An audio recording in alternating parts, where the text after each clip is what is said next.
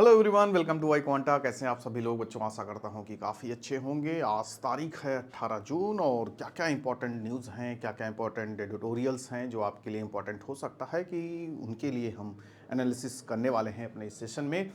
तो चलिए स्टार्ट किया जाए। The Hindu, one of the most important newspaper जो आपके एग्ज़ाम में इससे रिलेटेड आपके क्वेश्चंस आएंगे। ठीक है, हमें नज़र बना के रखनी है वो कौन कौन से खबरें हैं जो लाइमलाइट में हैं, चाहे वो नेशनल इंटरनेशनल इश्यूज़ हों या फिर आपके यहाँ से रिलेटेड साइंस टेक में कुछ बड़ा चेंजेज हुआ हो। अक्सर देखते हैं साइंस टेक में इस समय इंडिया कितना आगे चल रहा है। ठीक है, उससे रिलेटेड मतलब किसी भी जेनर से आपके एग्ज़ाम में क्वेश्चंस आ सकते हैं, पैसेज आ सकते हैं। तो और छोटी मोटी खबरें भी हमें जानना चाहिए, उससे रिलेटेड आपका स्टैटिक पोर्शन में बन सकता है। जैसे रेल एक्सीडेंट हो गया यहाँ पे काफ़ी बड़ा, कई सारे लोग मारे गए, तो उसके पीछे से क्वेश्चंस, डायरेक्ट क्वेश्चन नहीं एकदम बन जाएगा कि कितने लोग मारे गए, कब क्या क्या हुआ, यही सीधा खबर उठा के नहीं देंगे।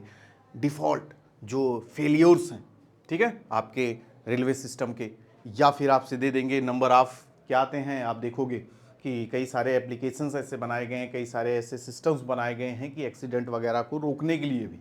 जैसे दो ट्रेनें देखिए आगे से आ रही हैं तो कवच एक अभी हाल ही में एक एप्लीकेशन, एक सॉफ्टवेयर डेवलप किया गया था जो आपको पहले से ही बता देगा कि दिक्कतें हैं, लेकिन देखिए उसको भी यूज़ नहीं किया गया।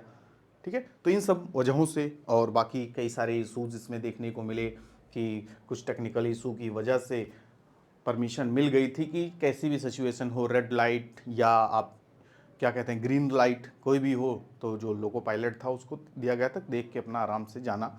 ठीक है, टेक्निकल इश्यूज़ वगैरह हैं, लेकिन भाई साहब ने ले जाके कंचनजंगा एक्सप्रेस खड़ी थी उसमें इतना बड़ा हादसा क्रिएट कर दिया, काफ़ी लोग मारे गए। अभी देखो कितना सरकारी आंकड़ा तो आप समझ ही नहीं सकते उनको बराबर करने के लिए, क्योंकि ये सरकारी आंकड़ा तो 2 डिजिट। अभी देखो 9 किल्ड बताएं, कल तक ही देखा जाए तो दिन में कई सारे खबरों में देखा मैंने कि 15-20 तो पता ही चल गया है।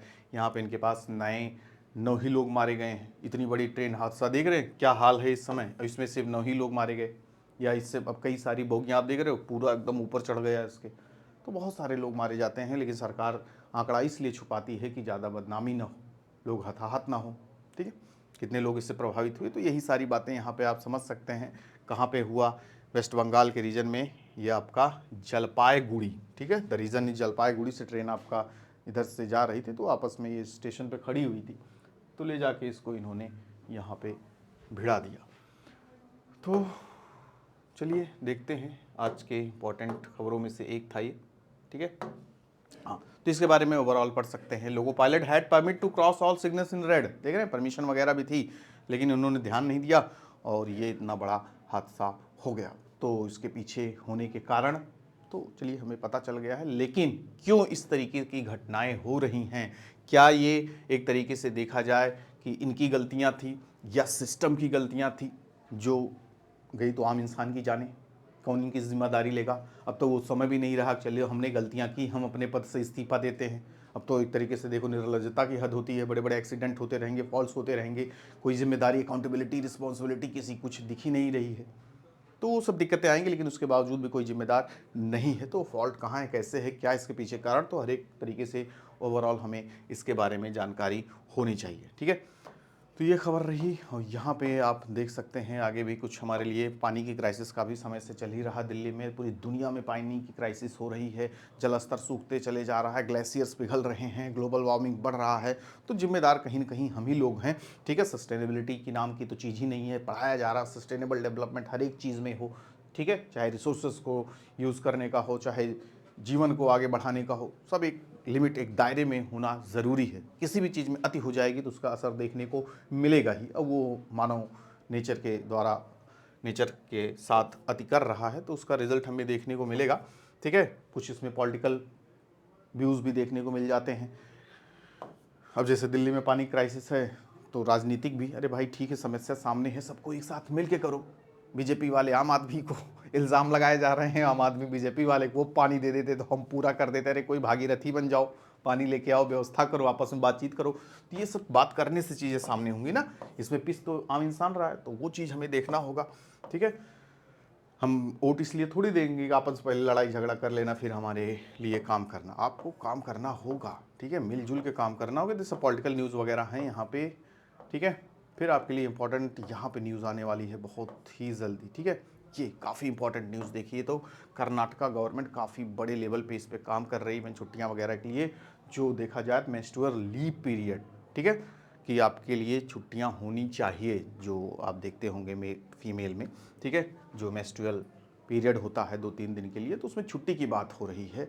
और देखा जाए तो पेड लीव, ठीक है, इसमें नॉट ओनली स्टेट गवर्नमेंट, देखा जाए तो पूरे देश के लिए, मतलब देश को पूरा इस पे विचार करना चाहिए, कैबिनेट को विचार करना चाहिए, न्यू गवर्नमेंट आई है अब उसको विचार करना चाहिए कि एक बहुत बड़ा इशू भी होता है महिलाओं के लिए, गर्ल्स के लिए, ठीक है, जो ये 3-4 दिन का जो इनका मेंस्ट्रुअल पीरियड साइकिल समय होता है, तो इसके बीच काफ़ी पेन दर्द कई सारे स्टेज से देखते हैं आप लोग, गुजरते हैं, तो उसमें हाइजीन की दिक्कतें आती हैं। अगर मान लीजिए चलिए छुट्टी ना हो तो भी देखा जाता है कि साफ़ सफाई, वॉशरूम, सारी चीज़, प्राइवेसी वगैरह हर चीज़ का ध्यान रखना पड़ता है, या उस तरीके की सुविधाएं दिया जाए, चाहे वो कॉर्पोरेट वर्ल्ड हो, चाहे आपका पब्लिक डिपार्टमेंट हो, ठीक है। अगर नहीं दिया जा सकता तो उन्हें छुट्टियाँ दी जाए, ठीक है, या तो सुविधाएं दो, जैसे जापान वगैरह में सुविधाएं हैं तो वहाँ पे लोग छुट्टी अवेल नहीं करते। यहाँ पे आप देखोगे सिर्फ 0.9% लोग, वहाँ पे तो छुट्टी वगैरह है, पेड लीव है सीधा, ठीक है, 3-4 दिन की छुट्टी है, लेकिन वहाँ के एम्प्लॉयज़ छुट्टियाँ भी नहीं लेते। क्यों? क्योंकि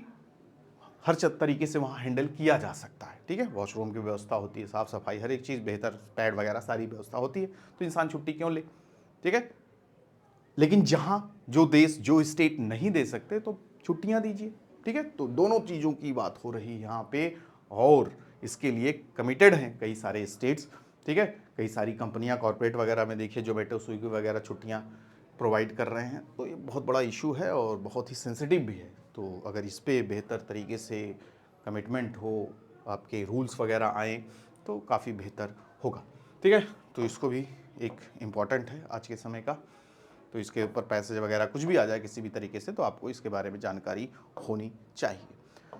बाकी एडिटोरियल काफ़ी इंपॉर्टेंट, दोनों एडिटोरियल काफ़ी इंपॉर्टेंट हैं। The first one is constitutional respect should not be reduce to optics. बात हो रही है कॉन्स्टिट्यूशनल, संवैधानिक, जो देखा जाए तो आज के समय बहुत सारी चीज़ें ऐसी चल रही हैं, उसके बारे में थोड़ा क्रिटिसाइज़ किया गया, बहुत सारी चीज़ें ऐसी चल रही हैं तो कॉन्स्टिट्यूशनल वे में डिसीजंस हो गया या कोई निर्णय हो गया, वो एक तरीके से जो सिलसिलेवार तरीके से होना चाहिए। जैसे आपका क्या होता है, कैबिनेट सिस्टम क्रिएट हो जाए, पोर्टफोलियो सबको दे दिया जाए, जिसकी जो जिम्मेदारी हो उस तरीके के वो फैसले लेगा, ठीक है। जैसे होता नहीं, कुछ मंत्रालय हो गया, कुछ कैबिनेट्स हो गए, तो कुछ मंत्री हो गए या प्रधानमंत्री हो गए, तो एक सबका सिस्टम होता है कौन किन चीज़ पे फैसले लेगा, कब लेगा।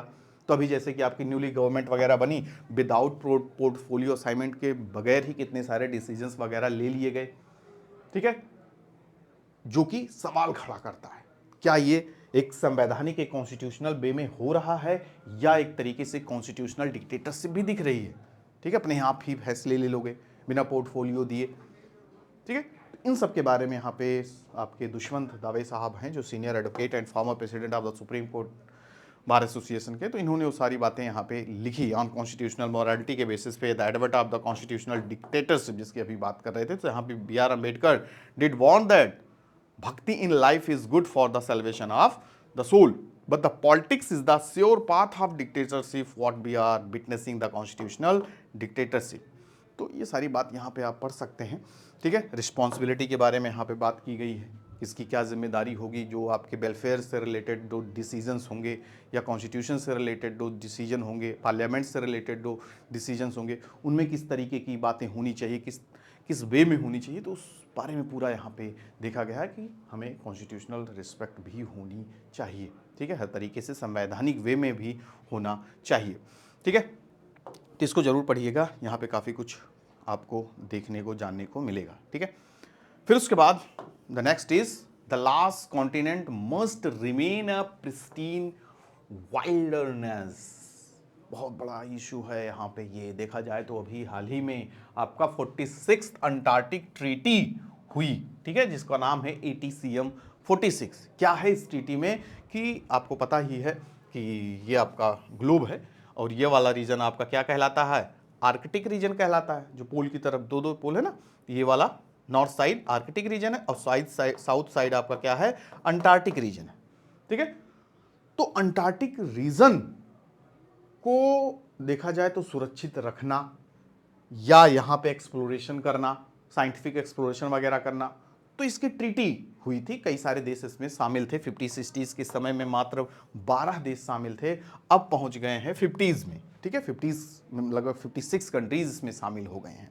क्यों बढ़ते जा रहे हैं? क्योंकि सबको पता है ग्लोबल वार्मिंग, क्लाइमेटिक चेंज इतने बड़े लेवल पे हो रहा है, तो सबको एक्सप्लोर करना है, जानकारियां लेना है, सारी चीज़ें, मतलब हर तरीके से। ठीक है, ग्लेशियर्स पिघलना शुरू हो गए यहाँ के भी, तो वो सब जो दिक्कतें सामने आ रही हैं, तो सब इस पर पूरी तरीके से सेंसिटिव है दुनिया भर के देश। तो यहाँ पे उसी से रिलेटेड यहाँ पे क्या हुआ, मीटिंग वगैरह हुई। 46th मीटिंग आपकी कहाँ पे हुई? कोची इन केरला, लास्ट मंथ मई में हुआ था। तो इसी पे वही बात था, द मेन हाईलाइटेड जो पॉइंट था अंटार्कटिक टूरिज्म से रिलेटेड था। देखिए यहाँ पर भी लोग नहीं छोड़ रहे हैं। अब भाई एक्सक्लूसिव वीडियो बनेगा, एक्सक्लूसिव रील्स बनेगी अंटार्कटिक की, बहुत बना ली है आर्कटिक की और केदारनाथ की और दुनिया भर के कोने कोने पे। चलो कुछ ऐसी जगह चले जहाँ एकदम एडवेंचरस हो, एकदम नया हो, तब बढ़िया लाइक और कमेंट्स मिलेंगे। लाइक कमेंट्स के चक्कर में आप सत्यानाश कर दे रहे हैं पूरी धरती का। ठीक है, ये अंटार्कटिक रीजन बचा था, वहाँ पर भी देखा जाए तो पिछले 1 साल में 1 लाख से ज़्यादा लोग जा चुके हैं। और सबसे ज़्यादा कंट्रीब्यूशन आपका किसका है? आपके यूएस और चाइना का। 40% लोग टोटल 1 लाख में देखा जाए 40-45 हज़ार 50 हज़ार सिर्फ इन्हीं 2 देशों से बढ़े हुए हैं, गए हुए टूरिस्ट लोग हैं। तो क्या उसको टूरिस्ट स्पॉट बनाना चाहिए या नहीं? जैसा कि आपको पता है जितने ज़्यादा लोग जाएंगे, जितने ज़्यादा कार्बन एमिशंस होगा, कार्बन वहाँ पे आपका एटमॉस्फेयर में फैलेगा, उतना ही ज़्यादा नुकसान होगा। क्या होता है जब आप देखोगे जहाँ पे बर्फ़ वगैरह होता है, बर्फ़ों के जो पहाड़ वगैरह होते हैं, एल्बिडो इफेक्ट आपने पढ़ा होगा। एल्बिडो इफेक्ट में क्या होता है, जो रेज होती है सीधा रिफ्लेक्ट हो जाएगी। ठीक है, जो पहाड़ होते हैं, बर्फ़ होते हैं, रिफ्लेक्ट हो जाती है। ठीक है, तो वार्म कम होगा। लेकिन यहाँ पे अगर कार्बन वगैरह का थिकनेस बढ़ जाएगी तो फिर क्या होगा, जो आपकी रेज आएंगी वो एब्जॉर्ब कर लेगा, और जब एब्जॉर्ब कर लेगा तो ये चीजें क्या हो जाएंगी, वार्म हो जाएंगी, और जब वार्म हो जाएंगी, गर्म हो जाएंगी, तो बर्फ पिघलना शुरू हो जाएगी, ग्लेशियर्स पिघलना शुरू हो जाएंगे। तो निगेटिव इंपैक्ट यहाँ पे देखने को मिलेगा। और ये सब चीजें दिख रही, जितना ज्यादा आपके लोगों का यहाँ पे आना जाना बढ़ेगा, उतना ही ज्यादा कार्बन जमेगा, और कार्बन जमेगा तो उतना ही लेवल पे क्या होगा, एल्बिडो इफेक्ट बढ़ेगा। ठीक है, तो फिर दिक्कतें शुरू। तो उन्हीं सब चीज़ों को सेंसिटिव देखा जाए तो वक्त आ गया है, तो उसी को लेके मीटिंग वगैरह हुई। यहाँ पे देख रहे हैं डेटा वगैरह भी आपका जो भी बताया ना, US and China account for more than 40% of tourist to Antarctic. ठीक है, इंक्रीज ह्यूमन प्रेजेंट क्या क्या करेगा, अगर ज़्यादा से ज़्यादा लोग वहाँ पे जाएंगे तो वहाँ का जो पूरा कल्चर है, पूरा वाइल्ड लाइफ का, चाहे स्पीसीज का, तो सब डिस्टर्ब होगा। यहाँ पे देख रहे हैं, disturb wild life, damage fragile ecosystem, risk introducing invasive species वगैरह, जितने सबके लिए दिक्कतें हो जाएंगी। और वो फाइनली क्या होगा, सिर्फ ट्रैफिक पॉल्यूट्स प्रिस्टीन वाटर्स, जो ग्लेशियर से पानी आते हैं ना, तो and tourism aids the global carbon footprints. इसकी वजह से वार्म टेम्परेचर फिर फाइनली क्या करेगा, ग्लेशियर्स को पिघला देगा। तो ये the balance between the scientific research responsible tourism and environmental protection is under intense pressure. तो इन्हीं सब स्थिति में देखा जाए तो काफ़ी दिक्कतें आ रही हैं। तो यहाँ पे इस ट्रीटी में या मानव जाति को क्या करना होगा, एक सस्टेनेबल फॉर्म डेवलप करना होगा यहाँ के लिए, नहीं तो फिर वही स्थिति नाजुक हो जाएगी, दिन पर दिन चीज़ें खराब होती जाएंगी, तो फिर अंत में हमें रोना होगा। तो finding and sustainable future for Antarctic tourism requires a multipronged approach. क्या करना होगा, strengthening environmental protection, implementing robust monitoring program and fostering international cooperation are crucial. ठीक है, तो इन सब चीज़ों को अगर हम ध्यान में रखेंगे तो क्या होगा, चीज़ें बचाई जा सकती हैं। तो ठीक है, तो ये दोनों आप अच्छे से पढ़ लीजिएगा। यहाँ पर भी किनारे भी खास चीज़ें दी गई हैं शॉर्ट फॉर्म में। ट्रेड ट्रैपेज, ठीक है, जैसा कि क्या है हमारे देश में इंपोर्ट ज़्यादा होता है अक्सर देखा जाए तो इन कंपैरिजन टू एक्सपोर्ट, यानी इंपोर्ट ज़्यादा है एक्सपोर्ट कम है, तो डेफिसिट भी, ट्रेड डेफिसिट भी देखने को मिलता है। तो ऐसी बात उठाई जा रही है कि क्या हम ट्रेड में इंपोर्ट को कम करें, एक्सपोर्ट को ज़्यादा करें, एक्सपोर्ट को बढ़ाएं, तो भी बात कहीं न कहीं इक्वेशन सही नहीं होगा। ठीक है, अगर आप एक्सपोर्ट को भी बढ़ाओगे, ट्रेड कम करोगे, तो भी क्या होगा, डोमेस्टिक जो प्रोडक्शन है वो कम होगा। आपको डोमेस्टिक प्रोडक्शन को कम नहीं करना, बढ़ाना ही है। जैसे आप 100 प्रोड्यूस कर रहे हो तो आप 200 प्रोड्यूस करो, अपॉर्चुनिटी बढ़ेगी, जॉब एम्प्लॉयमेंट बढ़ेंगे। ठीक है, और एक्सपोर्ट तो आपको बढ़ाना पड़ेगा। तो यहाँ पे वही चीज़ें देखी जा रही हैं कि किस देश के साथ हम ज़्यादा से ज़्यादा एक्सपोर्ट कर रहे हैं, किसके साथ बढ़ाना होगा, सारी चीज़ें। Goods export rebound mates narrowing the pla gap with imports. तो इसको भी अच्छे तरीके से पढ़ के हम काफ़ी कुछ सीख सकते हैं, इससे रिलेटेड अपनी जानकारी को बढ़ा सकते हैं। यहाँ पे क्या है, नेगोशिएटिंग फॉर पीस। अभी हाल ही में एक समिट हुई है, समिट ऑन पीस, ठीक है, स्विस के द्वारा, स्विस कॉन्फ्रेंस, ठीक है। तो यहाँ पे बात की जाने वाली थी रसिया यूक्रेन जो वॉर वगैरह चल रहा है उसके रिलेटेड वोटिंग वगैरह करना था, किसके पक्ष में है किसके नहीं पक्ष में है। तो भारत ने इसमें न्यूट्रल रहा, वोटिंग वगैरह नहीं किया। तो एक तरीके से सही फैसला भी था, ठीक है। क्यों सही फैसला था? क्योंकि भाई सबके साथ अच्छा व्यवहार, अच्छा हमें रिलेशन भी बना के रखना है। देखिए अभी हाल ही में हम हर दुनिया के हर एक देश के साथ जुड़ रहे हैं, ऐसा नहीं सिर्फ और सिर्फ रसिया पे पूरी तरीके से हम डिपेंड हैं। हम फ्रांस से देखो राफेल ले रहे हैं, तो फ्रांस पर देखो हमारे साथ अच्छा व्यवहार। क्या है, दोस्ती उसी में बेहतर है जहाँ पे आदान प्रदान रहेगा, ठीक है, इम्पोर्ट एक्सपोर्ट रहेगा। अगर हम आपके ट्रेडिंग पार्टनर हैं तो हम आपका हर जगह मदद करेंगे, हर जगह आपके साथ खड़े रहेंगे। ये भी तो देखा जाए, हमसे आपका कोई लेना देना नहीं तो हम आपका क्यों सपोर्ट करेंगे। तो इसलिए इंडिया भी यही देख रहा है एक बड़े बाजार के रूप में कि सबके साथ व्यवहार रखो, सबके साथ मित्रता रखो, एक ही से सब कुछ ना खरीद लो। यूएस के साथ भी देखो हमारा रिलेशन अच्छा बन रहा है, क्योंकि उसको भी लग रहा है इंडिया अच्छा हमारा क्या है, पार्टनर है, या पार्टनर बनेगा, बेहतर होगा। आर्म्स इंपोर्टर में भी देखिए हम दुनिया में नंबर 1 पे हैं, ठीक है, मिलिट्री एक्सपेंडिचर में तीसरे नंबर पे हैं, चौथे नंबर पे है। तो अच्छी रैंकिंग हमारी हर एक क्षेत्र में है। और आपका जो देखा जाए तो रिलेशन भी है सबका हमारे साथ बेहतर है, ठीक है। तो यहाँ पे भारत ने एक तरीके से न्यूट्रल रह के काफ़ी अच्छा अपना परिचय दिया है। फिर यहाँ पे क्या खबर दिख रही है आपको, वल्नरेबिलिटी ऑफ इंडियाज एल्डरली, जो बड़े लोग हैं 50s 60s प्लस हैं, या जो देखा जाए तो पेरेंट्स हैं, ग्रैंड पेरेंट्स हैं, उनकी जो कमजोरियां हैं या जो उनकी बढ़ती संख्या हैं, ये भी देखा जाए तो एक तरीके से चिंताजनक यहाँ पे दिख रहा है उनके लिए। क्यों? क्योंकि जैसे जैसे आप देखोगे अब जीवन प्रत्याशा भी आपकी कम हो रही, ज़्यादा हो रही है, ठीक है। जो लोगों की जीने की एज जो पहले 67 अब 70 प्लस होने वाली है, ठीक है। उसके पीछे रीजंस हैं। आज के समय हेल्थ सिस्टम बेहतर हो गया है, ठीक है, लोगों का रहन सहन अच्छा हो गया है, तो उसकी वजह से जीने की प्रत्याशा भी बढ़ी है। लेकिन वो एक समस्या भी क्रिएट कर रही है कि आगे चल के डिपेंडेंसी इनकी बढ़ जाएगी। आज के समय आप देख ही रहे हैं कि पेरेंट्स का उतना ख्याल भी आज की जनरेशन नहीं रख रही है, गैप क्रिएट होता चला जा रहा है, बुजुर्गों के साथ उतना उठना बैठना नहीं है। बड़े होते ही ज़मीन अभी आपके पैर पे नहीं, ज़मीन पैर पे आपका ज़मीन नहीं पड़ा हुआ, आप मोबाइल के एकदम एडिक्टेड हो जा रहे हैं। 2 महीने 3 महीने की बच्ची है, फ़ोन पे उसका जीवन शुरू हो गया है। लाख कसम हमने खाया था कि नहीं दिखाएंगे, लेकिन थोड़ा बहुत दिखा दिए तो एकदम एडिक्टेड होने की कगार पे आ गई है। देखिए कि शांत हो जाएगी, हटा लोगे तो रो देगी, क्या है सब। तो धीरे धीरे वो आपको अकेलेपन में ले जाएगा। दुनिया बढ़ेंगी ना, जब वो किसी आप पे आप डिपेंड हो जाओगे तो फिर ख़त्म खेला। तो आज के बच्चे जो आज की जनरेशन्स हैं तो पेरेंट्स से उतना लगाव नहीं, बुढ़ापे में तो और दूरियां। पता चला अब बचपन में ही ज़मीन जायदाद नाम कर दी, अब उनको क्या लेना देना, सेवा भी आपकी कम होगी और आपसे दूरियां भी बढ़ेगी, फिर आप अकेलेपन का शिकार होगे। तो आप तो वो किस पे ऊपर आएगा, देखा जाए तो बर्डन गवर्नमेंट के ऊपर आएगा, कैसे उनको दूर किया जाए, कौन कौन सी सेवाएं दी जाए, ठीक है। वही सब बातें यहाँ पे की गई। The 4 vulnerability of the later age in life course are in terms of restriction in activities of the daily living. जैसे जैसे आप बड़े हो जाओगे, 60-70 पहुंच जाओगे, तो उतना कार्य करने की क्षमता भी आपकी कम हो जाएगी, नए नए इशूज आने शुरू हो जाएंगी, बीमारियां डायबिटीज़ वगैरह देख, तो बीपी सीपी आपकी बढ़ जाएगी, दिक्कतें होंगी, ठीक है।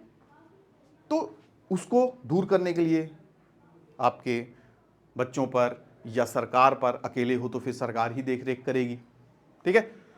तो वो सब सारी बातें यहाँ पे बताई गई। 20% of the elderly population experience is this vulnerability, ठीक है, आपकी परसेंटेज भी काफ़ी बढ़ रहा है। तो उन्हीं सब के बारे में यहाँ पे बातें की गई हैं, ठीक। कितनी फूड इनसिक्योरिटी हो जाएगी, फिर एक समय आएगा पॉवर्टी भी, जब आपके पास इनकम सोर्स ऑफ इनकम नहीं रहेगा, आप अकेले रहोगे, तो पॉवर्टी का भी तो दिक्कतें आएंगी। The emerging of concern related to the mental health with 20% of these age above 45% self reporting some elements. Poverty भी बढ़ेगी, वहाँ पर 20% पॉवर्टी का भी दिख रहा है, ठीक है। तो ये सब बातें यहाँ पे की गई हैं, तो इसको भी हमें देखना होगा, पढ़ लीजिएगा। यहाँ पे देख रहे हैं मंत्री जो कहते हैं हम गरीब हैं और गरीबों के साथ रहेंगे, तो यहाँ पे डेटा कुछ और ही दिखा रहा है। जो एमपीज हैं वो 27 times wealthier than the average urban house hold है, उनकी संपत्ति वगैरह, उनका रहन सहन, सारी चीज़ें, ठीक है, आपसे 27 गुना धनी है। ये तो एक डेटा कितना इंसान छुपा लेता है, तो एक जीरो बढ़ा दीजिए और क्या यही हकीकत है, ठीक है। तो यहाँ पे दिख रहा है सबकी संपत्ति वगैरह दिख रही है ना, जब आप देखोगे यहाँ पे एक डेटा देखिए लिखा हुआ है, over 75% of the elected members of the parliament in 2024 declared assets worth 3 crore या उससे ज्यादा। पैसा है तभी तो पैसा खर्चा करते हैं, और पैसा खर्चा करते हैं तो फिर निकालते हैं, कहते भाई पैसा चुनाव में खर्चा किए हैं 500 करोड़, तो 500 करोड़ तो फिर लेंगे तो किससे लोगे? हमसे लोगे, आम जनता से लोगे, या सब मिलके महंगाई बढ़ा दोगे, इनडायरेक्टली ले लोगे? परेशान तो आम इंसान होगा। 10,000, 15,000, 20,000 की नौकरी पे कितने करोड़ों लोग काम कर रहे हैं? 1% of the total wealth, 1% of the total population का 40% ऑफ द टोटल वेल्थ इन्हीं के पास है। एक छोटी सी रेड पड़ती है, 500 करोड़, 800 करोड़, 1000 करोड़ निकल जाता है घर में से। सोचिए अगर सबके घर रेड पड़ जाए कितने पैसे हो जाए। वही किसी ने कहा है ना कि अगर नेताओं मंत्रियों के यहाँ से, या जो सरकारी बड़े बड़े आपके आईएएस आईपीएस जो अधिकारी बैठे हुए हैं, इतनी लूट है इन लोग के पास, इतने पैसा ये लोग छुपा के दबा के रखे हैं कि अष्ट धातु की सड़कें बन जाए हमारे देश में अगर इनसे पैसा सब कुछ हम निकलवा लें, ठीक है। तो आम इंसानों से तो धीरे धीरे बढ़ते बढ़ते यहाँ पे देख रहे हैं डेटा वगैरह भी सबका है, कितने percent the average assets of the wealthiest 10% house hold in urban area was 1.5 crore. यहाँ पे मीडियन एसेट्स आप देख सकते हैं अदर्स पार्टीज का, ठीक है, 27 टाइम्स हम लोग से ज़्यादा है अर्बन जो आपके हाउस होल्ड्स हैं।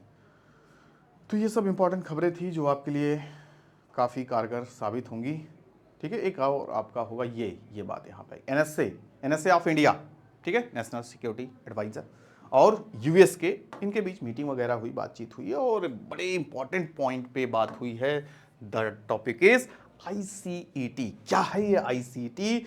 आईसीईटी मतलब initiative on critical and emerging technologies, ठीक है। आज के समय जो क्रिटिकल और इमर्जिंग टेक्नोलॉजीज में क्या क्या आती हैं, जैसे एआई हो गया, ठीक है, ब्लॉकचेन टेक्नोलॉजी हो गई, ठीक है। फिर उसके साथ साथ आप देख रहे हैं आपके सेमीकंडक्टर चिप्स वगैरह हम दुनिया भर के देशों से इंपोर्ट करते हैं, लेकिन अब धीरे धीरे चीज़ें बना रहे हैं, ठीक है। एआई में हम काफ़ी आगे बढ़ रहे हैं। तो इन सब मुद्दों पे हमने एनएसए ऑफ अमेरिका और देखा जाए तो इंडिया, या देखा जाए तो यूएस और अमेरिका के बीच कई सारे कोलैब हो रहे हैं। साथ में मिल के हम अगर बेहतर करेंगे, बनाएंगे, क्योंकि आपके यूएस को भी लग रहा है कि इंडिया एक बहुत बड़ी मार्केट है, ठीक है, बहुत बड़ी अगर मार्केट है तो हमारे साथ जुड़ेंगे। क्यों एलन मस्क और जो बाइडन सब आके मोदी से गले मिल लेते हैं, इतना ज़्यादा मित्रता कहाँ है? क्योंकि मार्केट है भाई साहब। एप्पल वाले कहाँ हैं? सब यहाँ पे देखो आउटलेट खोल रहे हैं, बना रहे हैं, मैन्युफैक्चरिंग शुरू हो गया है टाटा के साथ मिलके। क्यों? मार्केट है, कोई परिवार के हमारे थोड़ी ना है। तो यहाँ पे इंडिया यूएस भी कह रहा है कि अगर हम दोनों मिल के, जो दीज आर इमर्जिंग टेक्नोलॉजीज हैं, क्रिटिकल भी हैं, देखा जाए तो चाइना हो गई, अदर कंट्रीज वगैरह हो गई, ये लोग तो फिर उसका मिसयूज़ भी कर सकते हैं। तो हम लोग इसको बेहतर ढंग से बना के, और जो इमर्जिंग टेक्नोलॉजीज़ हैं, चाइना को टक्कर दे सकते हैं। चाइना के पास तो रिसोर्सेस ना होते भी वो बना लेता है, उसका विजन बड़ा तगड़ा है। उसको पता था कि लिथियम टेक्नोलॉजी, लिथियम की बैटरी, इलेक्ट्रिक व्हीकल्स वगैरह का मार्केट बहुत तगड़ा है। शुरू कर दिया वो 4-6 साल 10 साल पहले ही। अब आप देखो 10 साल बाद तो कोई पूछेगा नहीं, पेट्रोल डीजल इन सबकी गाड़ियाँ सभी नहीं पा जाएंगी। तो उसी तरीके से हमें भी वो सारी चीज़ें जो अपकमिंग टाइम में आपकी होने वाली हैं, बड़े लेवल पे उनका स्कोप है, तो वो सब मिलके हम यहाँ पे यूएस के साथ बातें कर रहे हैं। और उसके बारे में नए नए जो देखो ड्रोन्स वगैरह हो गया, या जेट इंजन्स हम अमेरिका और यूएस साथ में मिलके बनाने वाला है। तो इन सब पे बातें हुई और उसके बारे में चर्चा हुई, तो ये काफ़ी इंपॉर्टेंट रहेगा। इसको भी आप देख सकते हैं। बाकी ओवरऑल यही सब खबरें थी, ठीक है। तो इन सबको अच्छे से पढ़िए, समझिए। डिजी यात्रा देखिए एक और आ गया जाते जाते, ठीक है। डिजी यात्रा भी काफ़ी इंपॉर्टेंट है। क्यों इंपॉर्टेंट है? क्योंकि अब देखा जाए तो अब तक आपके एयरपोर्ट्स वगैरह पे ही इसका यूज़ वगैरह हो रहा था। तो अब ये कोशिश की जा रही है कि rail travels, public places, hotels वगैरह, यहाँ पर भी इसको एक्सक्यूट किया जाए। इसकी वजह से आप देखते हो कितनी परेशानियां होती, लाइन में लगाना पड़ता है, मल्टीपल चेकिंग्स वगैरह होती हैं। तो आपको एक बार स्कैन करके बाई फेशियल जिस तरीके से एक बार स्कैन करके आपको सारी इन्फॉर्मेशन पता चल जाएगी और फिर आपका जो मल्टीपल चेकिंग लेवल से आप गुजरते हैं तो वो चीज़ें आपके लिए आसान हो जाएगी। तो इन सब के बारे में यहाँ पे बातें हैं, तो इसको भी आप पढ़ के देख सकते हैं और जान सकते हैं। तो ये सब इम्पोर्टेंट न्यूज़ जिनको आपको यहाँ से गुजरना चाहिए और अच्छे से पढ़ के अपना एक माइंडसेट क्रिएट कीजिए, किस तरीके से क्वेश्चंस बन सकते हैं, इंपॉर्टेंट वोकैब वगैरह भी निकाल सकते हैं, कुछ आप भी वर्क करना, ठीक है। पका पकाया माल मिल जाना भी बेहतर नहीं है, खुद से आप एफर्ट करोगे तो उस चीज़ों में निखार आएगा। यहाँ पे आपको ओवरव्यू मिल गया, काफ़ी क्रैक्स चीज़ें इन्फॉर्मेशन मिल गई, तो आपका एक रास्ता आसान हो जाएगा, एकदम नयापन नहीं रहेगा। अब कुछ चीज़ें बता दिया हूँ तो उसमें भी आपका इंटरेस्ट भी बढ़ेगा कि लाओ पढ़ के हम खुद से देखें, और भी कुछ पॉइंट्स मिलेंगे और सर ने काफ़ी कुछ चीज़ें आसान कर दी हैं, तो वो आपके लिए हेल्पफुल रहेगा। तो आई होप आपके लिए काफ़ी लाभकारी रहा होगा। चैनल को लाइक सब्सक्राइब ज़रूर कीजिए, क्योंकि अब डेली ये चलने वाला है आपके लिए, तो नोटिफिकेशन वगैरह भी आपको मिलता रहे। और बाकी कोर्स भी आपके लिए अवेलेबल है, एग्ज़ाम आपके करीब है तो वो भी आपको अच्छे तरीके से क्रैक करना होगा। क्रैक तब होगा जब अच्छा गाइडेंस, अच्छा एक आपको प्लेटफॉर्म मिलेगा, वो प्लेटफॉर्म आप no doubt iConta is the best. तो कोर्सेस ऑलरेडी चल रहे हैं, क्लासेस चल रही हैं, पेड क्लासेस हो रही हैं डेली हर एक सब्जेक्ट्स की, not only GK, current affairs, logical reasoning, आपका क्वांट हो गया, इंग्लिश हो गया, ठीक है। तो वो सब क्लासेस तो पेड पे ही आपको मिलेंगी, तो इनरोल कीजिए और एग्ज़ाम आपके करीब है, जल्द से जल्द सारी प्रिपरेशन आपकी पूरी हो जाए और आप जहाँ चाहें वहाँ एडमिशन ले सकें। ठीक है बच्चों, तो लाइक सब्सक्राइब करना ज़रूर, और आगे के लिए नोटिफिकेशन आपके लिए आता रहेगा और क्लासेस आपकी चलती रहेंगी। Thank you to all of you, good luck, bye bye, take care.